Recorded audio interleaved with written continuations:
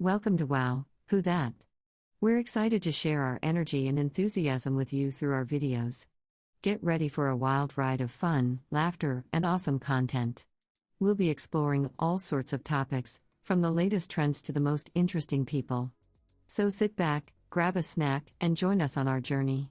Remember to hit the subscribe button and turn on notifications so you never miss a video. Let's get started.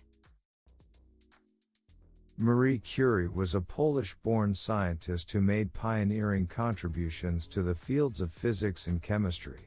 She was born Maria Skłodowska in 1867 in Warsaw, Poland, which was then part of the Russian Empire. She was the youngest of 5 children and her father was a teacher of mathematics and physics. Curie attended the Flying University, an underground institution that provided education to young women in Poland who were otherwise denied access to higher education. She later moved to Paris, France to continue her studies at the Sorbonne. There, she met her future husband, Pierre Curie, who was also a scientist. In 1898, Curie and her husband discovered the elements radium and polonium, which led to the development of new technologies and treatments in fields such as oncology and nuclear energy.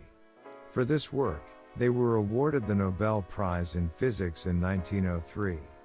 Curie was the first woman to ever receive a Nobel Prize, and the first person to receive 2 Nobel Prizes in different fields. She would later receive a second, in chemistry in 1911.